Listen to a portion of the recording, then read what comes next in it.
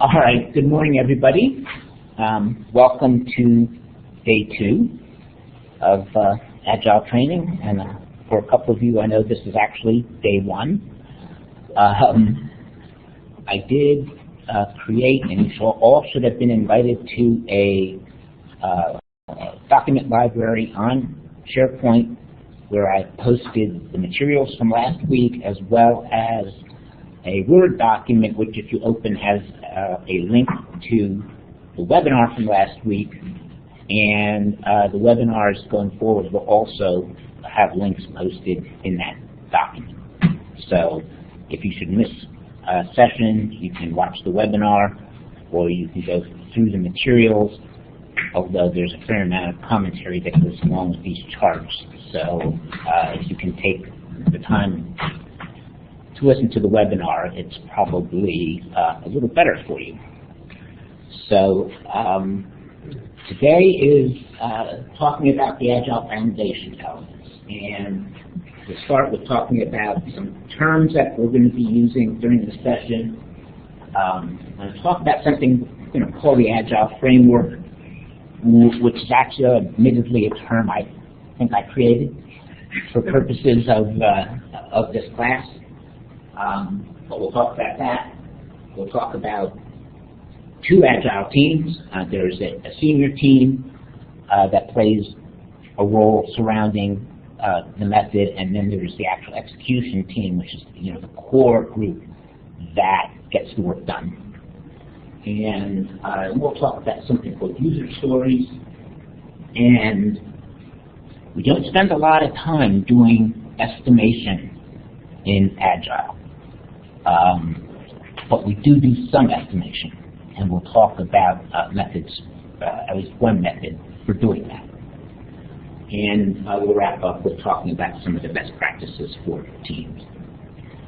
But first, what would it be without a pop quiz, right?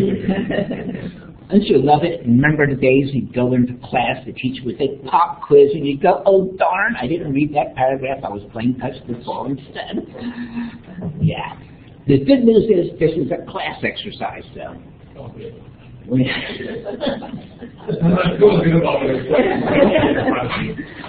Michelle has a good excuse, she could not handle it. Well, on the other hand, if she read the stuff last night, she's ahead of me. Oh, come on. I did that the other day. So how do requirements evolve in Agile? Anybody have a clue? Remember we talked about the fact that we don't worry about super detailed specs? Yeah, the requirements evolve through collaboration within the self-organizing teams. So that, remember we talked about the fact that you get the execution team, you have representatives of the customer, of the training team, of the developers, of the testers, some of whom may be wearing multiple hats, and yes, you have stated some requirements, and stories are part of stating the requirements, but it's iterative in that as you see the project evolve, you refine your requirements along the way. Okay, so the next one is, what kind of planning do teams use?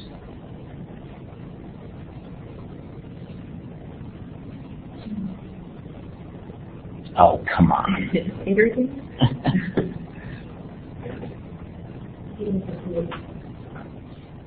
Do we plan the whole thing out at the beginning? So we do it along the way. Pardon? Planning phases. Kind of planning phases, but it's adaptable, right? So we adapt to what happens. And the big thing that could happen is you go through and you complete one iteration and you find out, oops, this was the opportunity we had to fail early, right?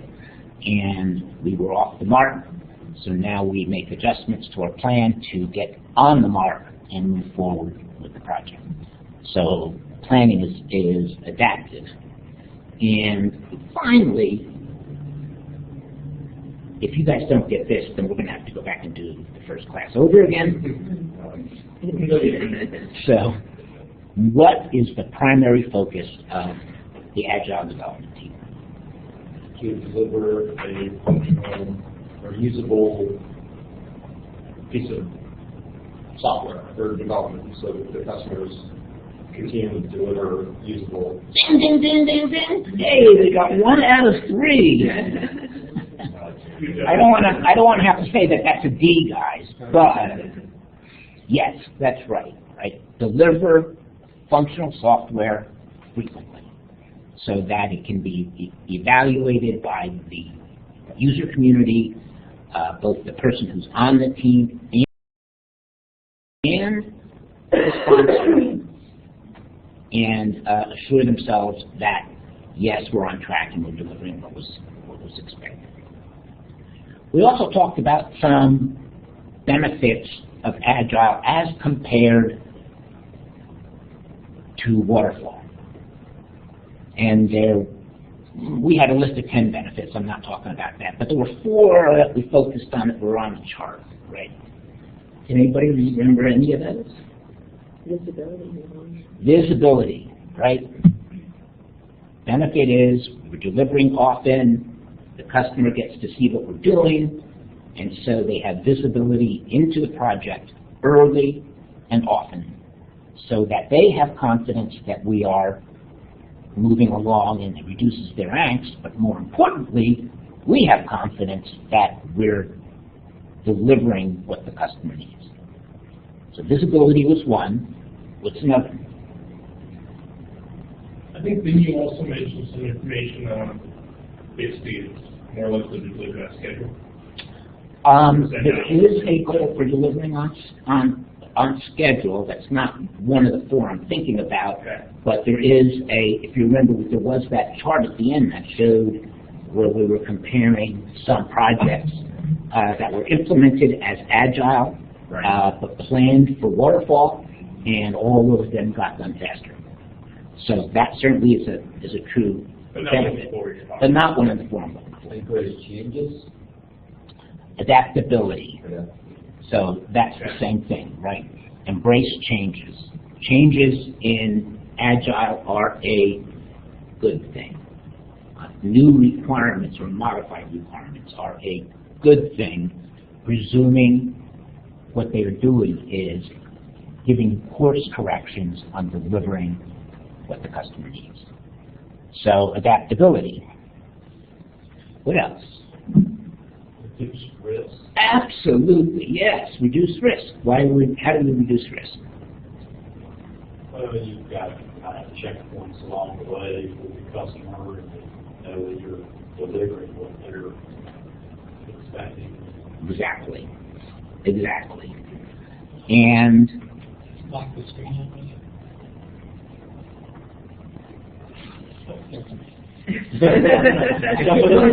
I told you, duct tape.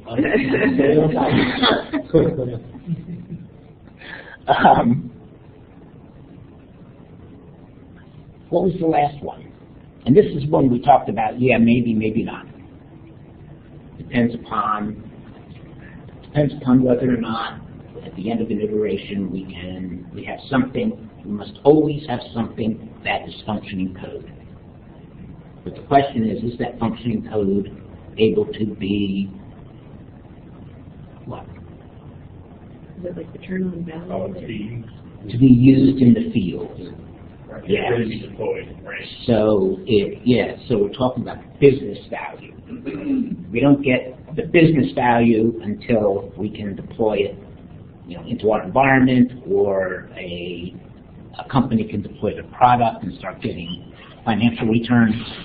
And whether we achieve that will depend upon the scenario and whether we can, in fact, deliver things that can be deployed multiple times along the way.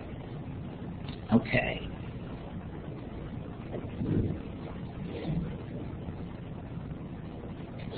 Match. Mix and match. Remember we talked about the Agile Manifesto, right? So we value responding to change over what? Over following the plan. Yes, over following the plan, right? So I can do multiple choice.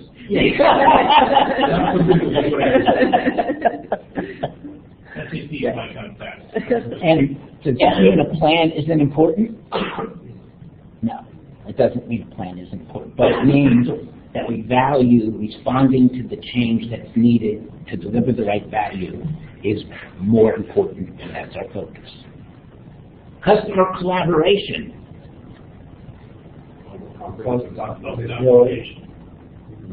Over contract negotiation.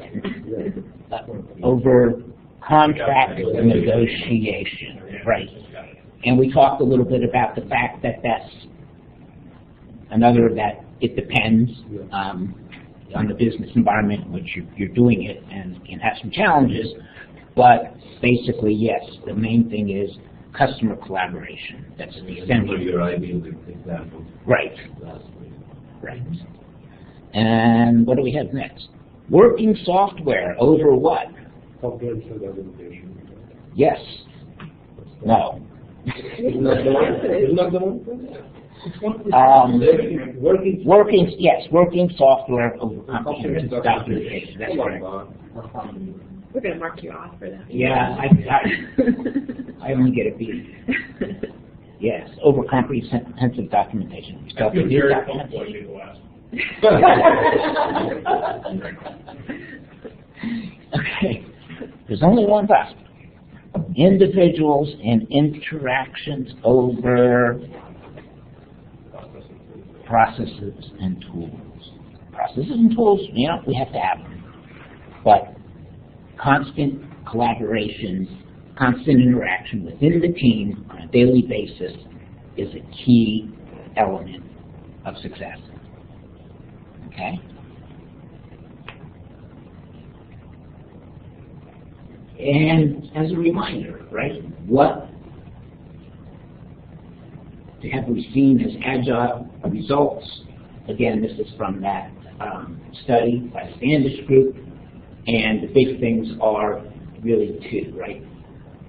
Reduced the number of failed projects to 1/3 of what they were, reduced by 2/3, and increased the number of successful projects by just about a similar number, 3 times more successful. And challenge projects were reduced too, but you know, projects still have their challenges. But the big benefits were fewer failed and more successful. Any questions? Any other questions about anything we talked about last week that's come up? Okay, for the new person in the room, I would mention that we have handouts so you can take notes, but there's actually 2 things I'd like for you all to take notes on. One is, of course, any notes that, you know, help you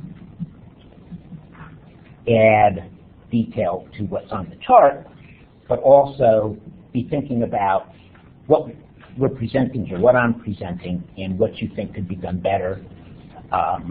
Because eventually, you know, a reduced version of this, assuming we go forward, will be delivered to our development teams, and we want to give them the best product.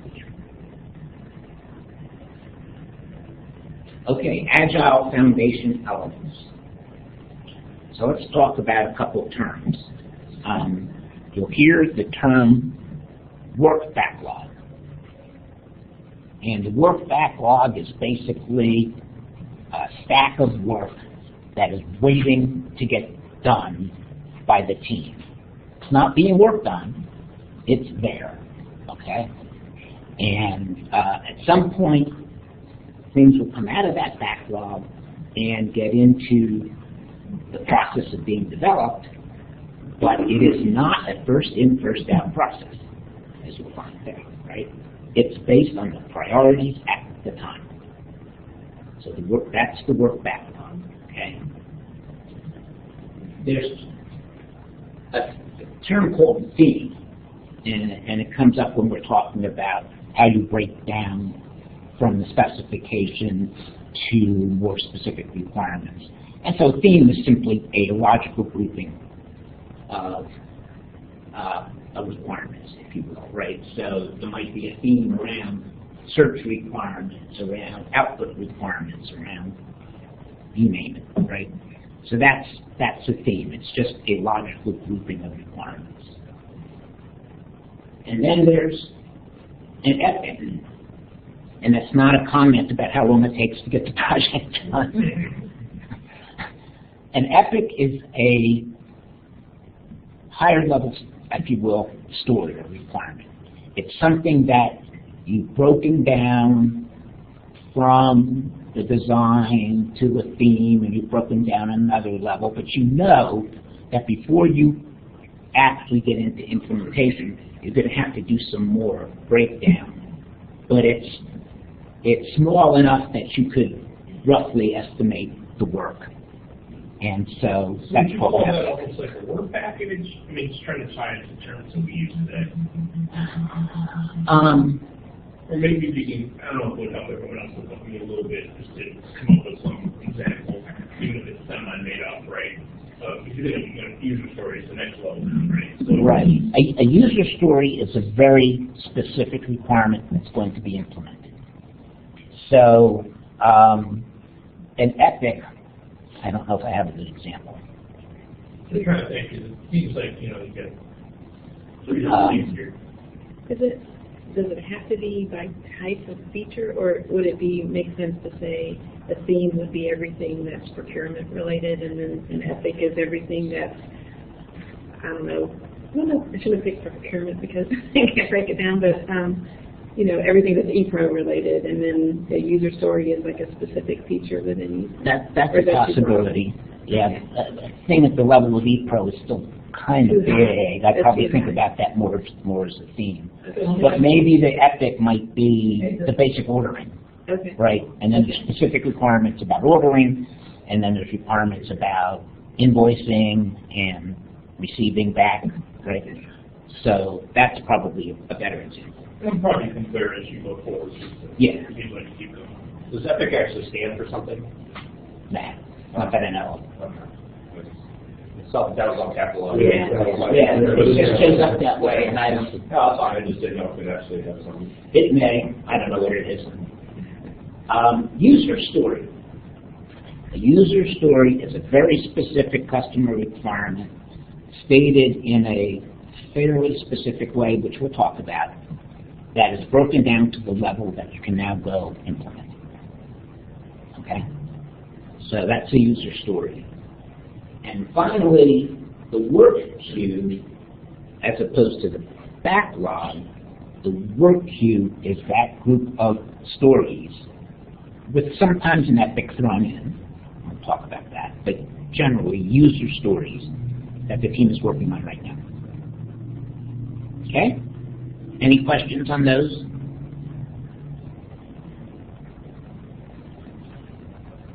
So here you go. Here's the picture, right? So you have themes, epics, user stories. A decomposition, if you will, of the higher level system requirements. Here's the Agile Framework. My contribution to Agile. So, kind of feeding into the cycle are the same things we do today, right? We develop requirements. We take the requirements and we create a high-level design. Today we do it as a functional specification, right? You still do that. But can you go back to the previous slide? I don't think there's a back button on this. I'm sorry. I might risk hitting the wrong button. The one before. So when you talk about these things, the team ethic and user story, so in terms of hierarchy, how do you actually explain that? It's like, is one a subset of the other? Yes. That's suspicion. That's That's kind of, okay. So if you have a theme, like, what was the one I used? Inputs, right? Well, there, an epic might be each different kind of input that you have to deal with, and then the story might be more the specifics about that, each of those inputs. Okay? I have to accept this kind of data so that I can do that, right? So, but the overall theme suggests that they all have to be interconnected. So, There'll be multiple themes. So, in a multiple project. themes. What I'm saying is that, so in this Right, presentation, what you're saying is that the concept is that, so a theme basically can have multiple ethics, multiple ethics can have multiple user stories. Exactly, yes, yes. In this case, we're talking about theme and how it breaks down. Yeah. And there can be multiple themes, usually will be multiple Yes. themes to be So like broken if we're down. looking at, let's say we're the PAC project when it was initially started, right?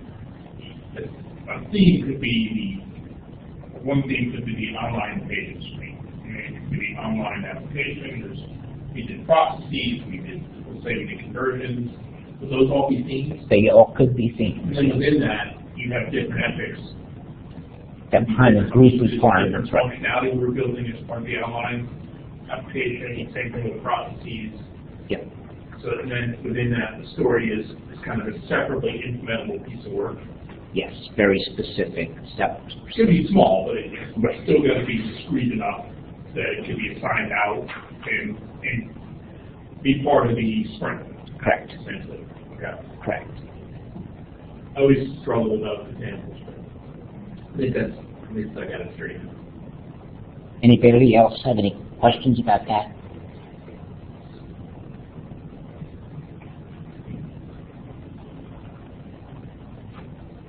Okay.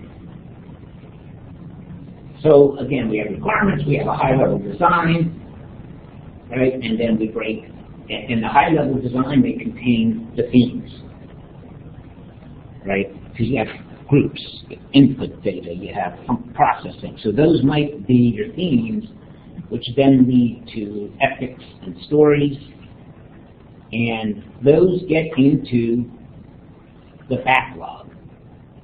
Okay, so this is the backlog, and the backlog should only basically contain stories and epics, because they need to be things that we can look at and fairly quickly take a reasonable estimate as to how big they are relative to each other.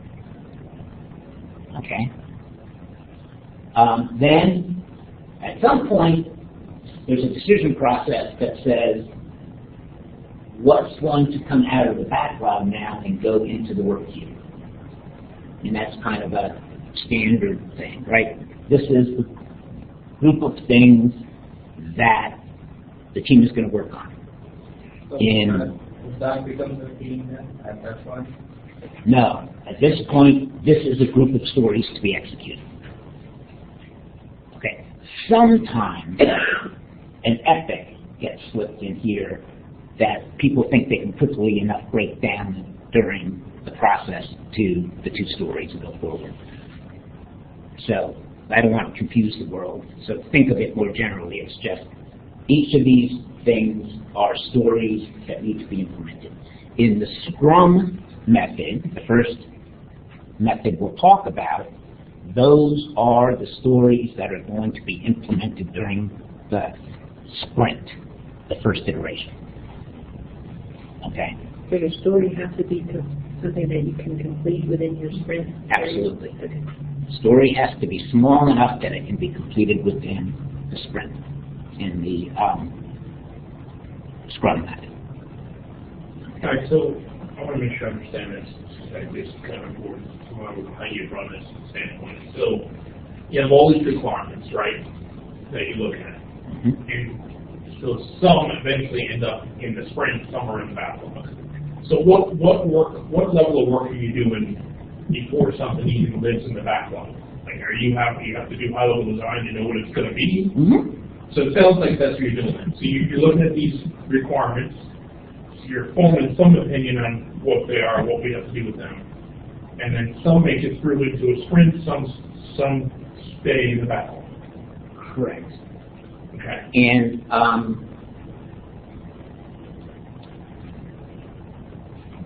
I'm going to say that's a more pure statement for the Scrum methodology.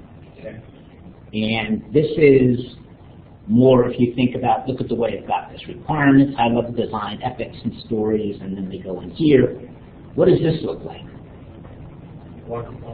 Looks like one project. Right? Does, Yeah.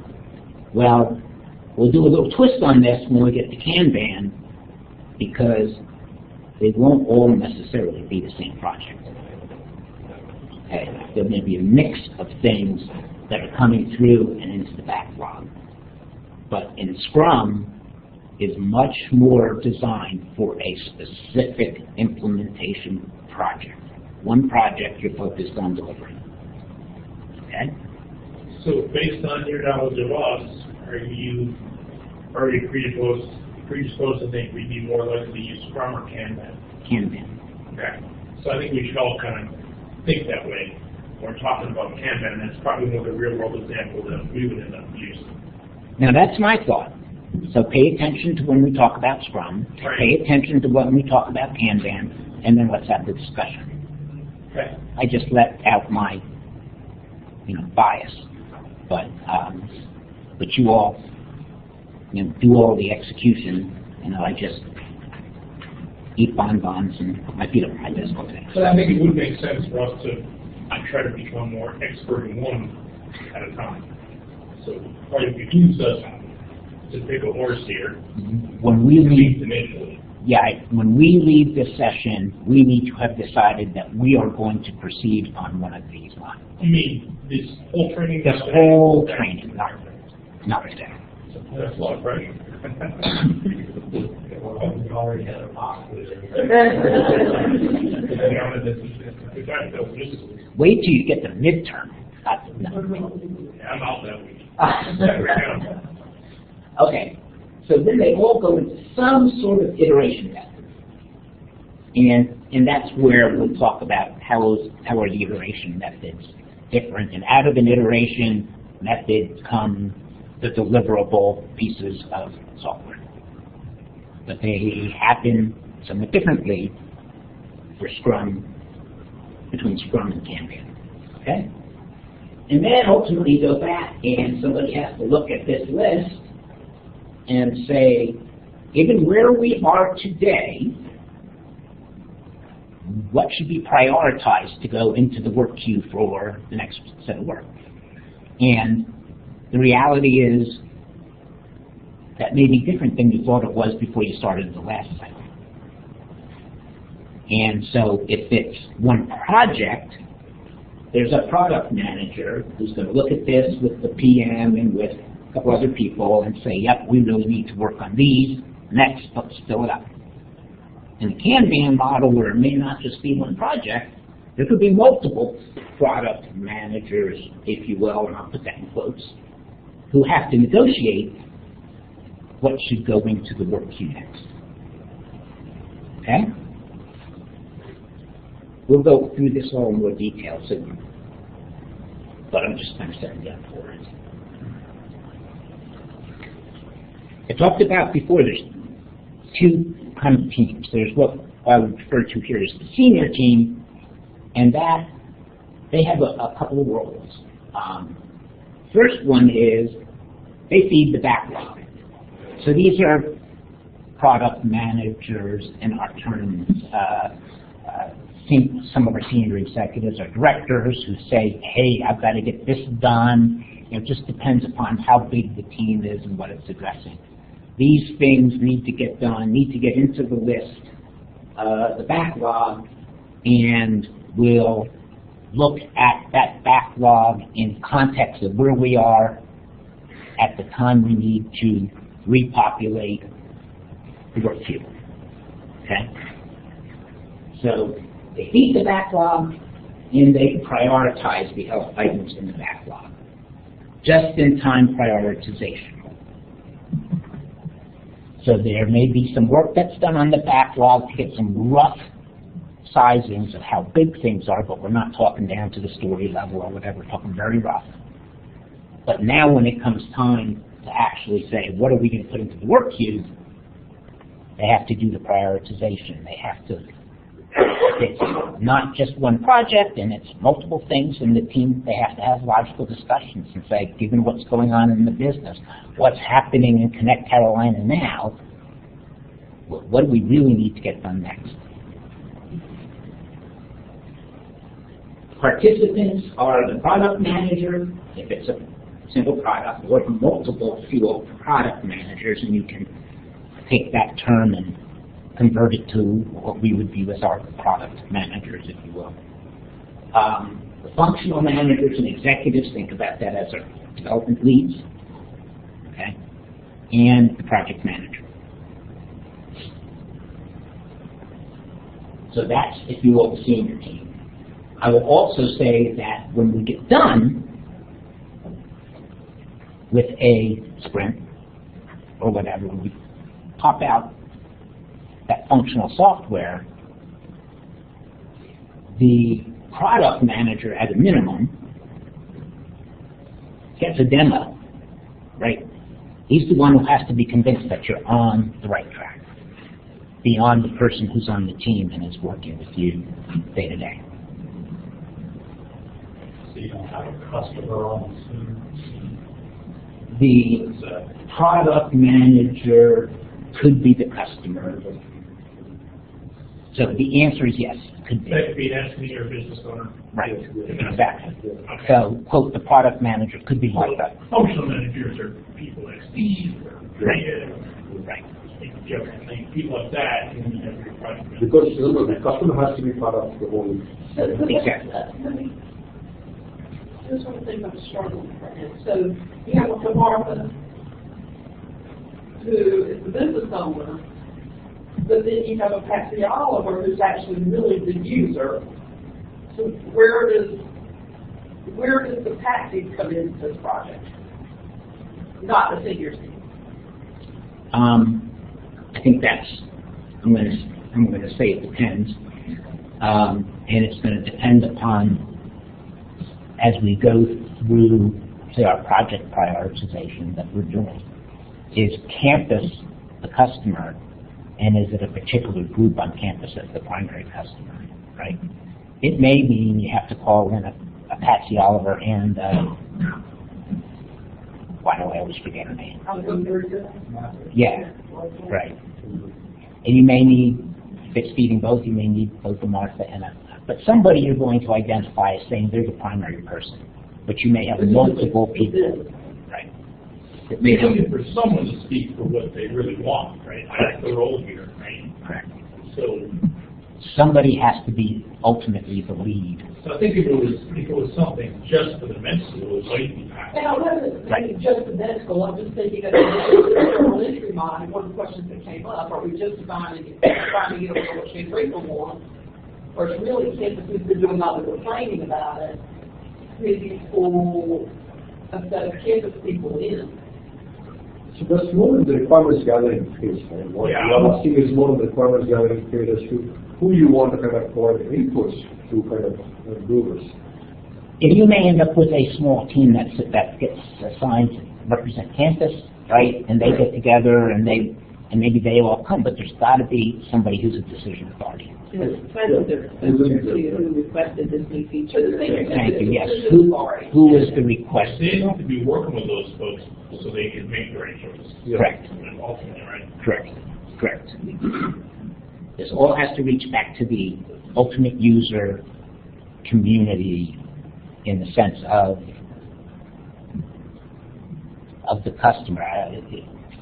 Maybe that's not the best way of putting it. So you could have something you're doing for the central office that's going to support campus, but the value comes to the central office, right? So you just have to look at the individual situation and decide who is the quote, product manager, customer lead, whatever. Is that clear as mud?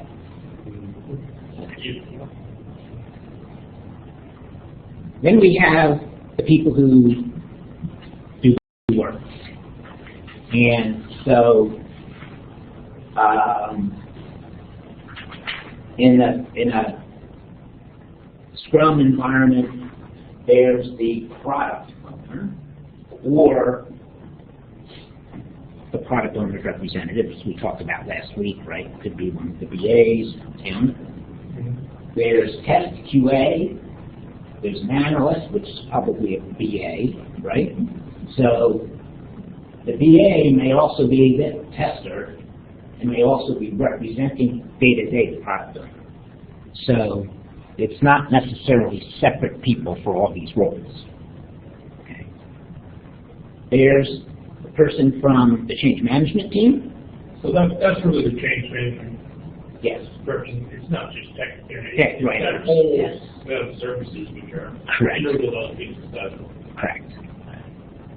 And then there's the Agile project manager and the developers. And ultimately, of course, the customer, and the customer's in the middle because that's who we're trying to satisfy, and at the end of each sprint or each deliverable, they're the ones we're checking with to make sure we're on track. Will they have assignments during the sprint possibly? The customer, probably not.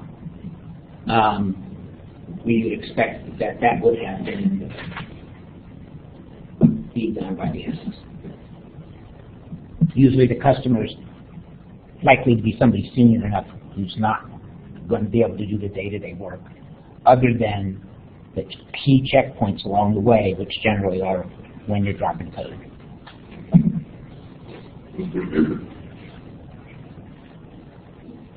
So before you go into the Agile cycle, there's these items up here, requirements, high-level design, ethics and stories that need to be prepared.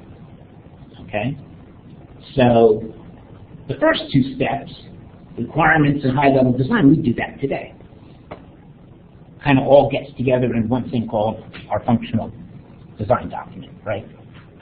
So we really have no particular need to change how we do that. But that's not nearly as detailed, right?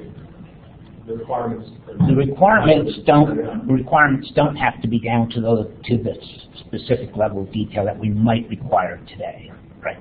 And for reporting, that was a kind of an example that Jack, just from the discussion we had in our prior staff meeting, came out and said, wow, just from what Don described, I can see where doing reporting would be really good for this, because they never know for sure what they really want it to be until they see the first version and go, oh, I forgot this, I forgot that. Right? So no, it doesn't have to be to the same level of detail where you can say as a developer, okay, I can size exactly this, and this.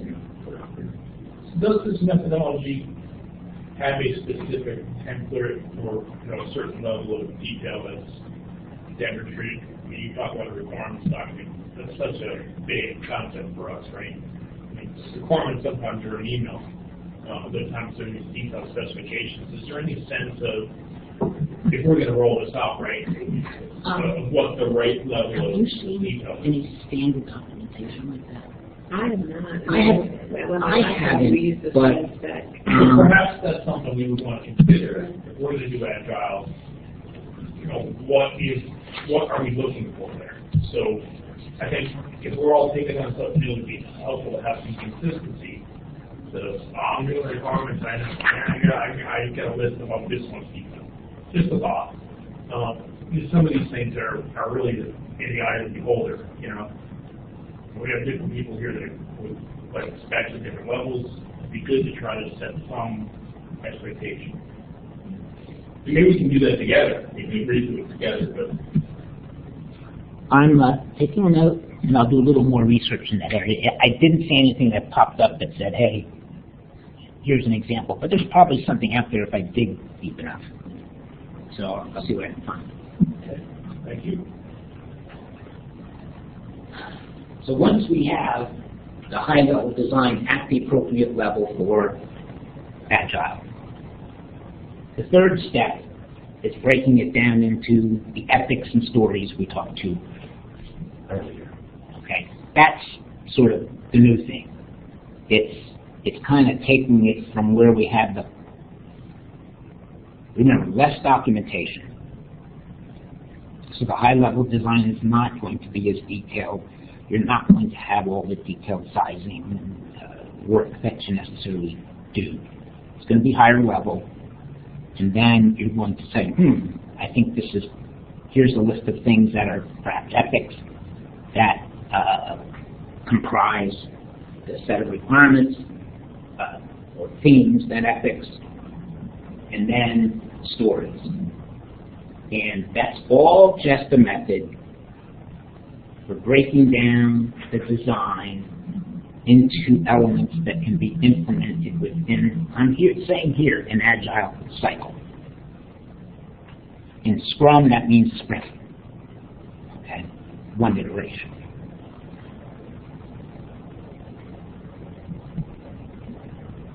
So, what is a user story?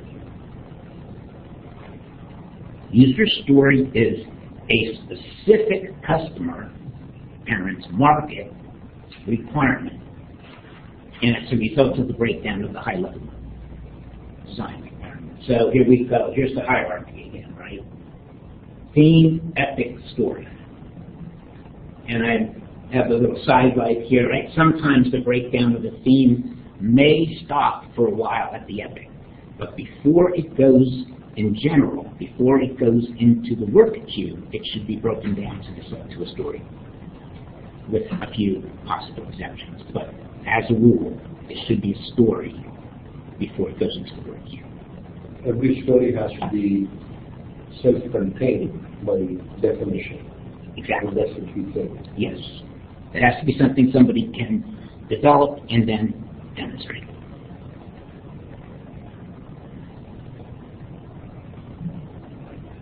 So user stories, called user stories for a good reason, they're written from the user's point of view.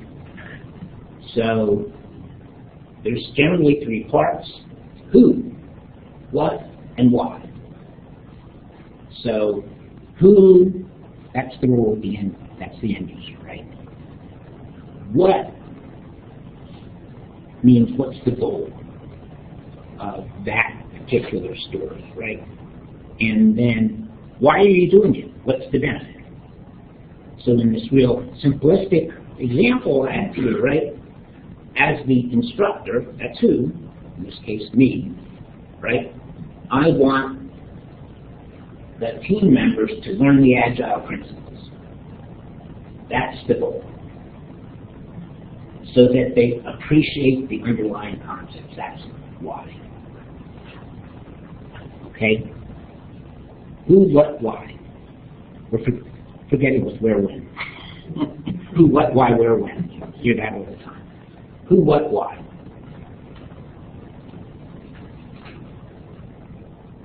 Some characteristics we like to see of user stories, right? The user story,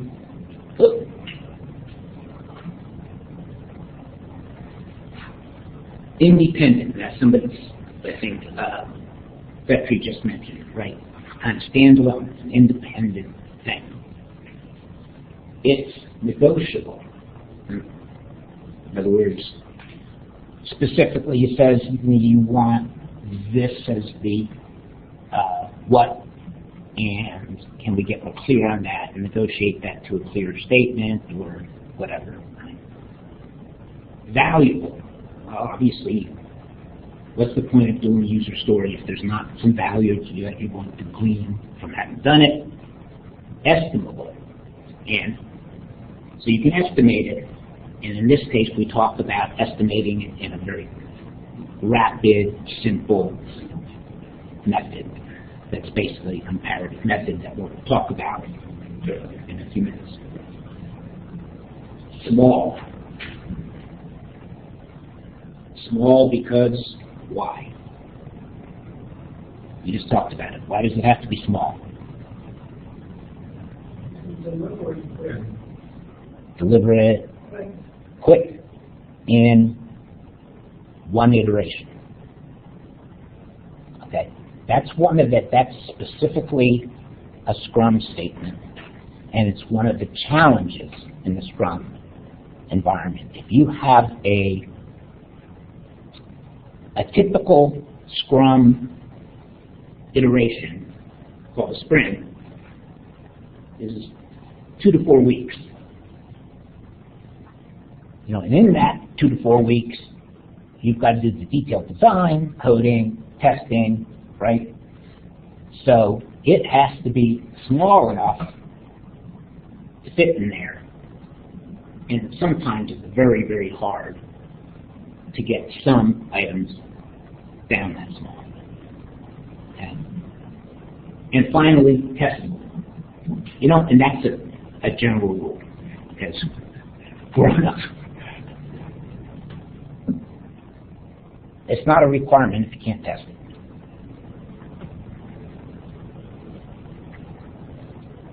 And that's something they call invest, right? That's the letters. Or is that small and yellow? Is that something? Because that's an emphasis point, because we're talking about fitting it within these. And so that's just a little emphasis on my part of some of the challenges. Another term that's sometimes used for characterizing user stories is SMART, okay? And similar idea, specific, measurable, meaning testable, right? Achievable, relevant, well, again, we kind of had another common item, right? You wouldn't do it if it wasn't relevant. And again, time box, it's back to the small. Got to fit it in the window. These things, I will say, are more tightly tied to Scrum. Not irrelevant to Kanban, but more tightly tied to Scrum. Any questions?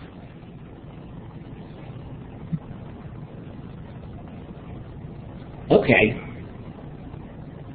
So you've got some paper. Think about projects you guys have worked on recently, preferably a work project, and write up a simple user story. I'll give you 5 minutes. If you can't think of one from the job, think of one from home. I want my son to stop playing the saxophone so I don't have to kill him. Okay, right? So take about 5 minutes and see if you can write up, I'll give you till 11 o'clock, write up a couple, 1 or 2 user stories as we've described them, and then we'll share them with the class.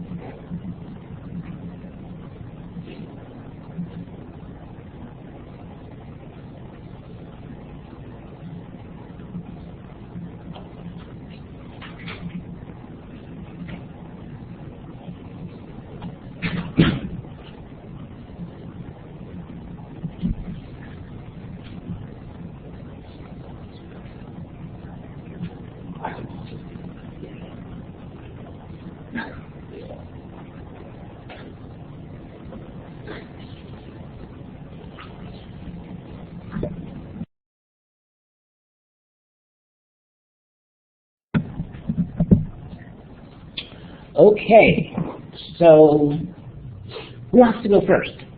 I'll volunteer. See if this is useful or not. All right, so I made up one. I don't want to give anyone any ideas.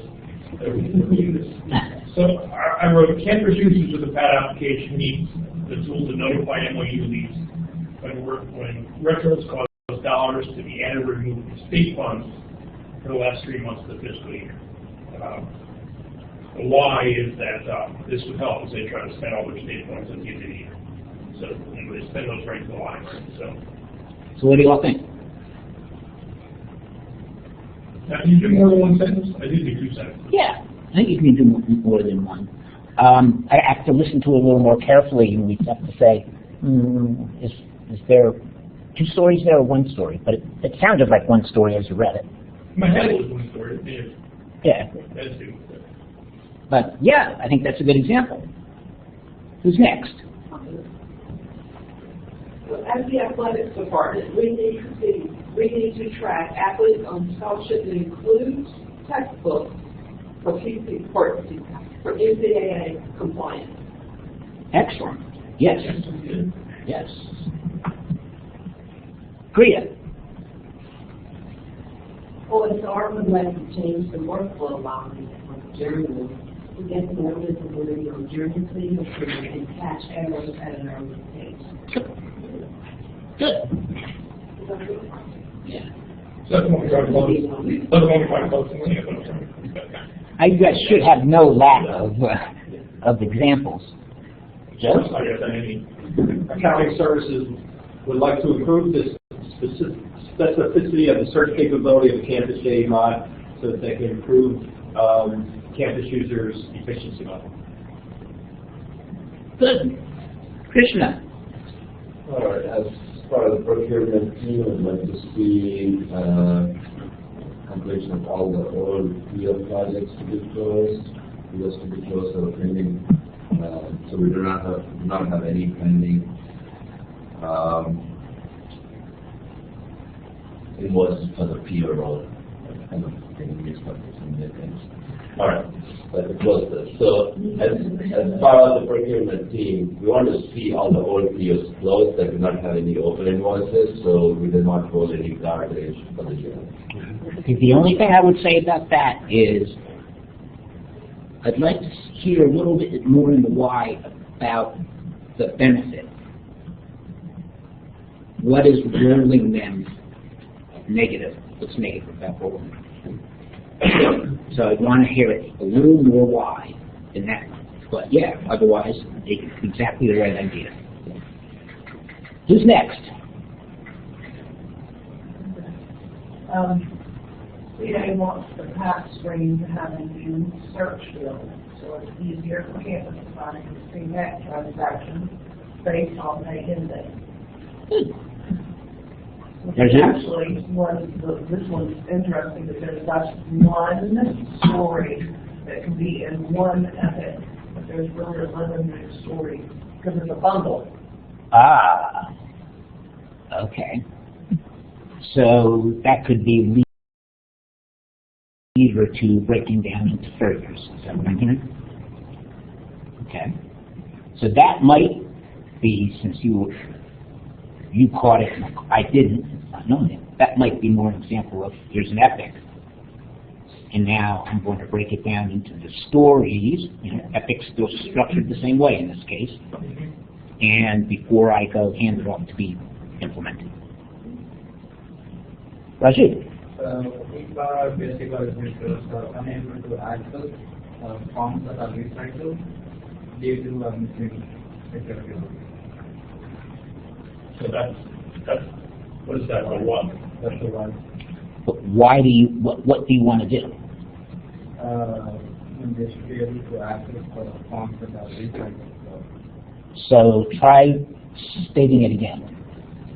If our basic administrators are unable to access forms that are recycled. So that's the problem statement. Yeah.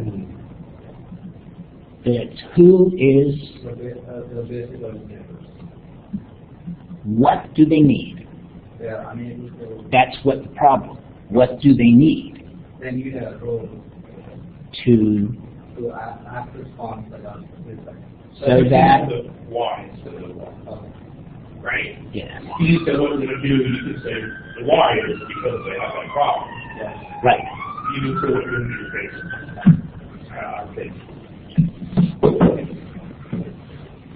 Wow, I did that and I didn't even knock over the microphone. Hey, you get part of it.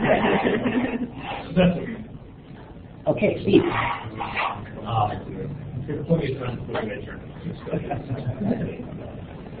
I wrote mine actually in the first person, but That's fine. as a business manager, I want a concise and simple report for payroll allocation costs to provide to my sponsors so that they can validate that their project money is being spent for the contract conditions. Good. Now that again might be along the lines of what Kathleen did, because you could probably break that down into more details about, okay, what needs to be in that, right? What's the information? But it's correctly structured. Vetri. I know you've had all this time to think about it, so yours is going to be just perfect. Oh, yeah. So the security team wants to automate the process how to verify users have completed their terms of use when they try to log into the system. So the need is to be able to verify automatically whether somebody is completing their terms of use. So they can automatically. So of course, now manually people are going and sitting in multiple places. Anita, I think you're the only one left. Okay. So OSR would like a half-hour webinar on the project closeout process to ensure that campus staff understand their role in this complex. Perfect. Perfect. Now what's yours? That's it. Oh, you're the executor? Did I miss anybody? Okay. By the way, I just want to kind of share that. So this, what I said actually is a project which was part of the scope, which we have defined and we talked about in the ARB meeting this past Wednesday. And my plan is to actually use Agile methodology to complete that. Cool. Okay. That was the CRB this week? ARB. I didn't read ARB. that. I didn't ARB. read it that much. I can go back and read it. Yeah, ARB. So that is the idea. So. Excellent. Okay. Yeah, you all have the idea. That was all very good. You know, we noted that some of those were candidates perhaps to be broken down into more detailed user stories, but the structure is right? It's pretty clear what the need is, and who needs it, and why they need it. Okay, so backlog estimation.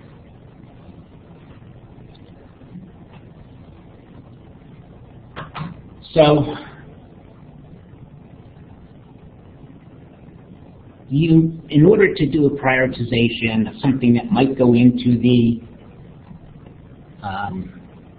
actual to-do list queue, right?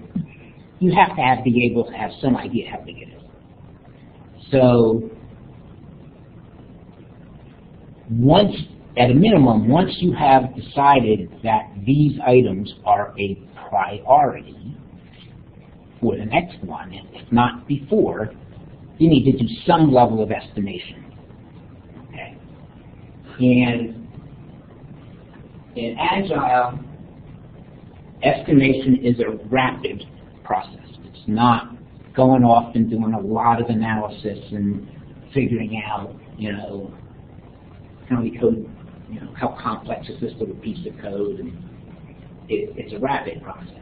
And it's done as a group exercise by the team, by the execution team. Okay.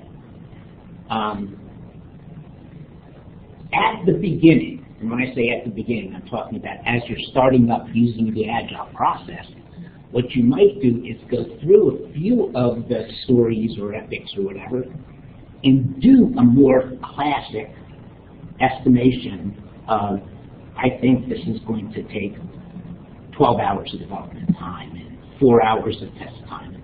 You might do that to get kind of your arms around some of the rough sizings, okay? But that's just to give you a context. From then on, everything is relative. So you look at something and you say, this is kind of like that, and that was about this size, so, okay? And of course, as you move along, it'll get more refined, your knowledge get more refined, and you'll do a better job. Okay? So question, and I know you had tried earlier that mentioned ARB, DRB, but I guess I'm still trying to figure out, from this standpoint, do we need to relook at our ARB, DRB? Like ARB is kind of like the whole project as a whole, but because I don't want to overburden this. Does DRB become equal stories versus the project? Stories are essentially a requirement. Yes, stories is a bit lower level. I think, though, that yes, and that was kind of the challenge, the topic that I think Don brought up. I said, look at, see if I can find some examples of a high-level design in the Agile context. And I think we'll need to look at DRB as looking at that level. And is that... Yeah, so if we're doing the estimation at the story level, are you starting with an estimation at the project level before you go into it? No, you'll have more of a, here's the design, and this is part of the cultural adjustment. And DRB really is more about us understanding how we approach the work for it. So hopefully we could have a discussion about, hey, this is the sprint we're about to take, and we're going to we're looking to customize this, or you deliver that, or there's going to be something we can discuss. And again, it's just probably going to be broader. So the way I look at it is, so you have ARB where you define the larger problem set. Right. In DRB, what we have been doing is, for the whole thing, we kind of give an estimation. Rather, we should actually piecemeal the product set into small user stories kind of a thing, if we can, and then give estimations for each of them. Now, as Bob said, initially, it may take some time to kind of get to a point where we'll be more accurate in the estimation, but that's how kind of I see it. So at the ARB, and I'm sorry, maybe this was covered some last week.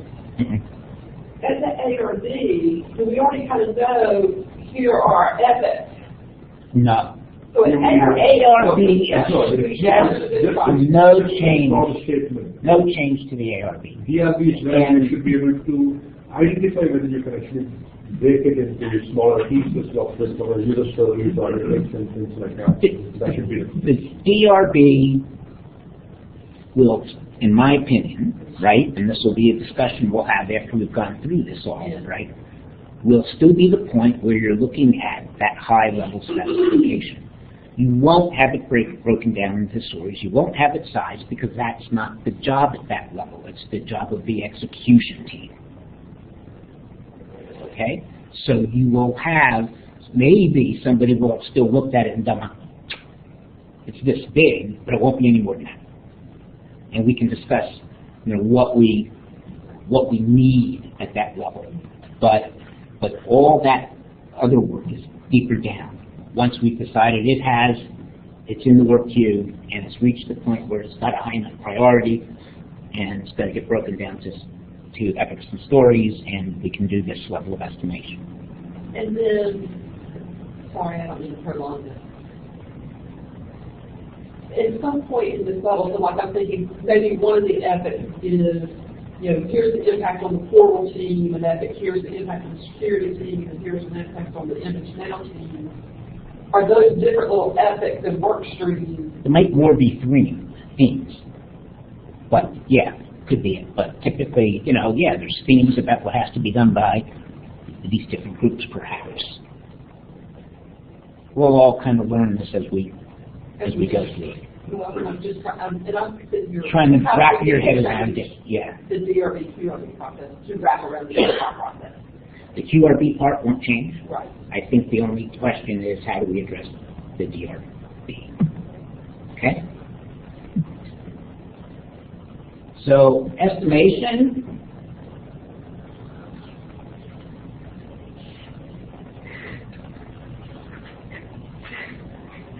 again, is a group exercise done by the implementation team using generally story points.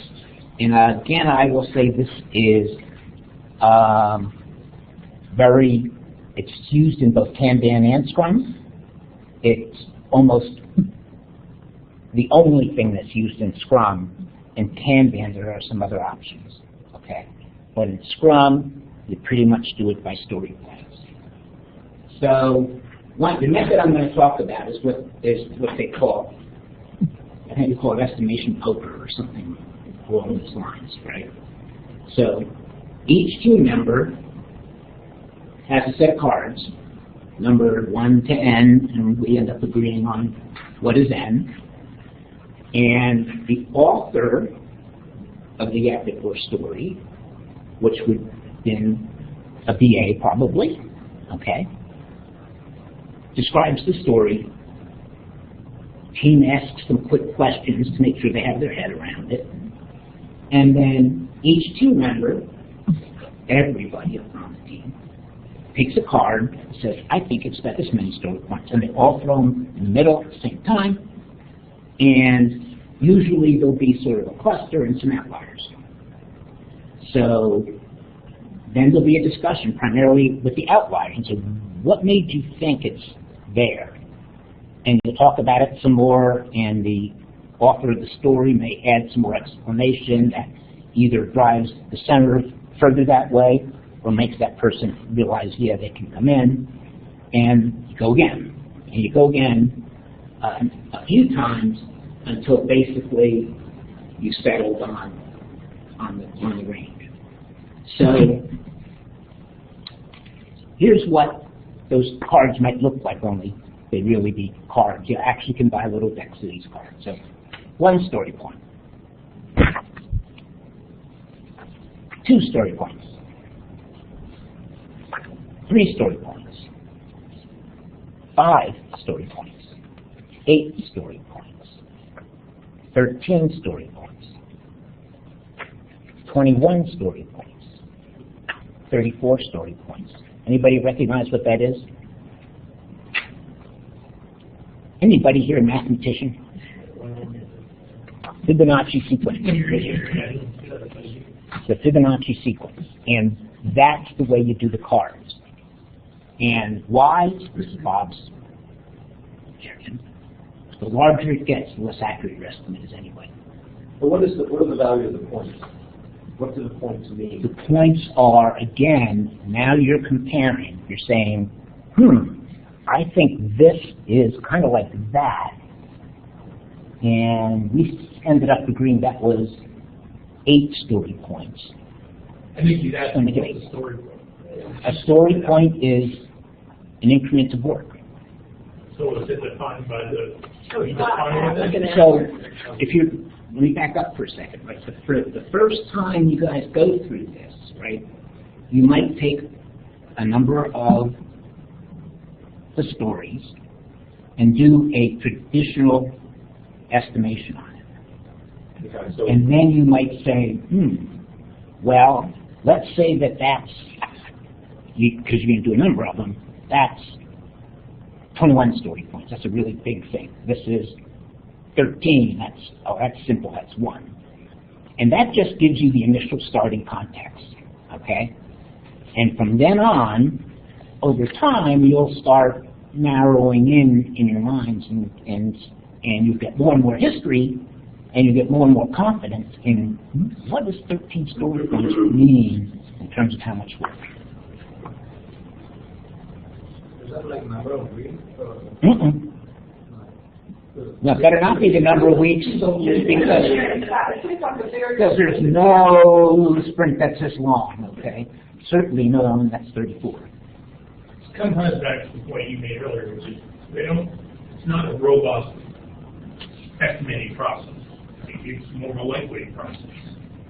That a team working together over time sort of begins to settle on relative bigness. Now remember, unless you think, as one of the members of the team, that this is bigger than I can fit in a sprint, right? You might never use a 34. This will be sort of something the team comes to. Remember, you're self-organizing teams. And so you work together, you begin to gain some mutual common view of things, and more you'll find that your estimates will start to align unless somebody sees something that makes them think it's here or here. And that's where the discussion happens. And either it collapses towards the center or it moves one way or the other. And this is an estimate that's the story as a whole. So it's like the functional, the technical, the customer, the testing. It's the story as a whole. The story as a whole, completing the story, which is actually a perfect lead into a later chart. So, again, you discuss the outliers, you re-estimate until you get to a team estimate. But if you've gone through this 3 or 4 times and you're still all over the map, set it aside. Go on to the next one. Right? Come back to it later, and maybe you'll be more kind of mentally aligned and you'll be able to resolve it then.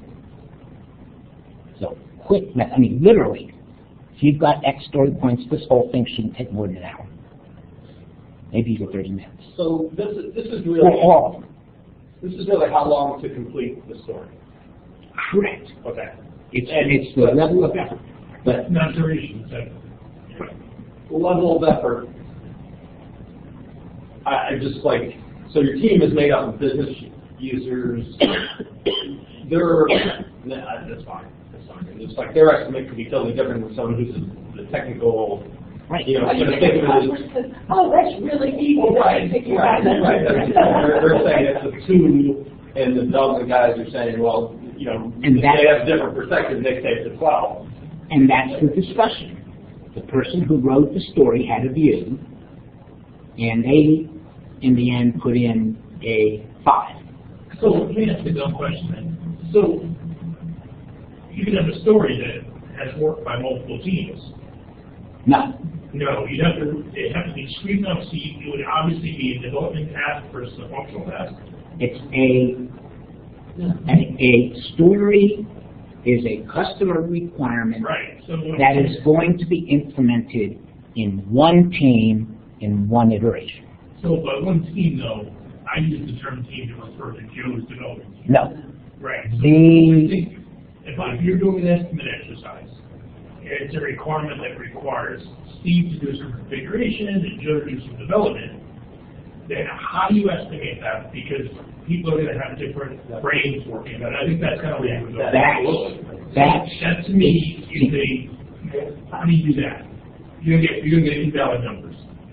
You're going to have one perspective, Joe's not another, and you're not going to both be right or wrong. What you all end up having to come to realize and appreciate over time is, I think this is simple, but I begin to gain some appreciation because Joe goes, oh no, this has this and this and this involved. Okay, so you do route one value despite they might have 2 different people working on it. The value is I'm sorry, I didn't quite. overall, but we're Steve's going to have 5 minutes of work, and Joe's going to have 4 hours worth of work. You want It's your overall right, you want one number for that, One number for the total. which should reflect both of their inputs. Okay. Correct. Right. Correct. So you all have to come down to an aggregate number. Yeah, just making sure that's the goal. And- That's fine. And there's nuances to this, right? It gets better and better assuming what? Assuming this team is always together with the same people and we don't change staff out. And who's the PO in this? What is PO? I'm sorry. Or it's the Customer product owner, right? Yeah. So, When we did this at my last company, we stopped estimating story. We did break it down by role because what happens is you have a 3-week sprint and development takes the first 2.5 weeks, and then everybody else has like 1 or 2 days to finish their work because because it's just difficult to manage. So that, I think we could decide how we want to. How you want to do it. I think I think we're going to do it somewhat different this anyway. But this is, if you will, the classic Scrum approach But to estimating. the nice thing about that approach is I think it helps everybody get an appreciation. Because it's amazing to me at how many customers say, well, it sounds simple. Right. You know, all the time, right? And so in their head, why does this take you 40 hours of development time? This sounds like an hour's worth of development time to me. Over time, they help give customers appreciation for the level of work. And whoever the customer rep is who's on that team is going to see that because they're in it every day. So you gain appreciation over time. Every day. Every day. This team meets. I'm getting ahead of myself, but this team meets every morning. And we expect customers to do that. I expect the customer's representative to do this. So this, I think this is a little bit of an overstatement. I would kind of take this off to the side. This was a stock picture.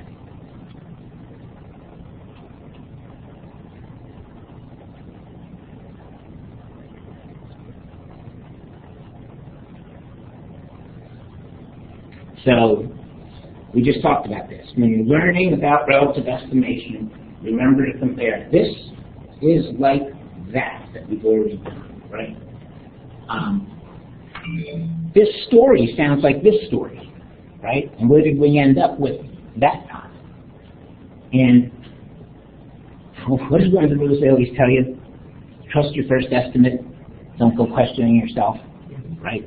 So the first time you lay it out, trust your first gut feel, and then adjust from there. And again, I already told you this. Don't spend too much time on a story. If you've gone through 3 or 4 cycles and you're still spreading it around the map, go on to the next one. Come back later. Okay. This is the last item for today. Best practice for Agile teams. First is establish team rules. You can define what they are. But one of them would be, we will meet every morning at 9 o'clock for 15 minutes to status where we are, to talk about where we are, what Raju's plan is to do for today, what Anita's plan is to do today. So everybody has an understanding of what's going on that day. And also, somebody can go up and say, you know what, I'm blocked. And I'm blocked because I can't get this done. And that may mean that the project manager has a piece of work to do to get you unblocked so you can keep working. So that's the everyday state, if you will, stand up. So for a given person, what is the expectation of how many stories a given person's writing? We'll talk about that later.